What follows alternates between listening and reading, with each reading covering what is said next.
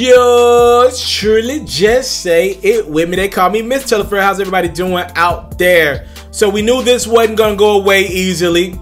Look, Angela Yee is on a tour right now with her podcast, Lip Service.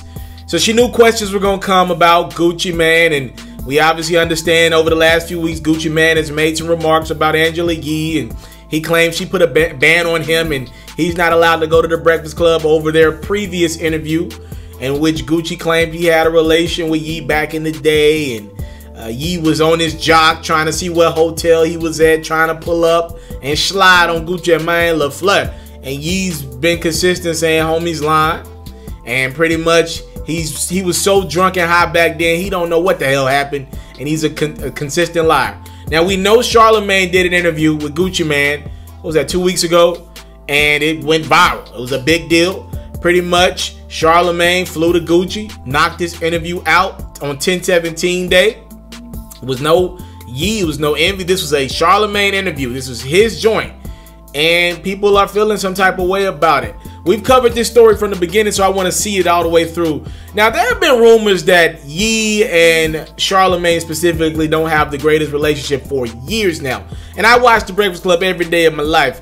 So, you've seen tension in interviews, but I mean, they're co-workers and they're professionals, so I think they make it work because it is the most popping platform in our culture by far. All right? I think both of these people have great relations with Envy individually, but as a collective, I'm not sure if Charlamagne and Yee just get along. I see they're co-workers who just so happen to be on the most prominent platform in the culture. I think they're both good friends with Envy, but together, I don't think they really rock out like that. So, I was wondering, like you were wondering, like how did Yee feel about Charlamagne even taking this interview? Like, I know he's promoting a new YouTube channel, but was it that important for him to let a Gucci Mane, a rapper who's established, a grown man in his 30s, call Yee out of her name and say she's that bitch and this and that and all that she was hating, even say Envy, you know, he a fuck nigga, he gonna slap her if he say something wrong to him? Like, was it worth it? The views, was it worth it? Now, Envy claims that Charlamagne called him before putting it out. I'm not sure about Yee. Well, Yee answered those questions and more with an interview with DJ Quicksilver. Again, she's on a tour promoting her Lip Service podcast, and she knows what's going to come up.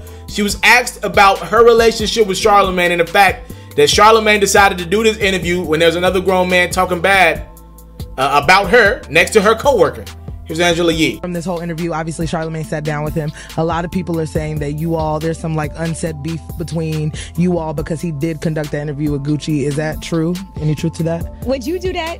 If it was you and Quicksilver, you guys, would you do that? There would be a discussion first. Was there even a discussion? No, but I knew he was doing the interview. I just think that in general, if you work with somebody and someone's saying things like negative things, nasty, like things you can't even say on the radio in a really derogatory way, whether or not you work with that person, you know, talking about a woman in that way, because I have never called anybody out of their name. Yeah. I think that's the real issue. Like, you can't just sit there and laugh when something like that happens. Gotcha. So I would hope that even up here for you guys, if somebody was like, oh, she's a B, she tried to S my, you know, all of that, you would be like, yo, chill. Like, it was really aggressive. Don't talk about a woman like that. Even if he was talking about L'Oreal, I would hope that even though they don't work together, you would be like, yo, chill. Chill, like that ain't cool. That's not. Yeah, so I kind of felt the same thing. If you've been following my platform, you know this kind of was my belief behind it. I was like, yo, I don't think Yee got played in this. I don't think DJ Envy got played in this. I believe the one person who got played, and I hope it was worth it for the subscribers he got on his platform, was Charlamagne. Your coworker, your coworkers are getting dissed by a rapper that you're gonna see once a year, if that, right? They're dissing. Like, here's the thing. If I call yo homie a bitch to you, I'm testing you out, right? Like, if I say, bro, yo homie fake as hell, he ain't no real nigga, he a hoe. Man, I know you fuck with that nigga, but he a bitch. I'm not disrespecting the dude that's not there, the person I'm talking about. I'm disrespecting you because I'm challenging you to step up for your mans. And if you don't say nothing and take up for your mans, I'm going to think, number one, you agree with what I'm saying, right? And number two, you scared of me.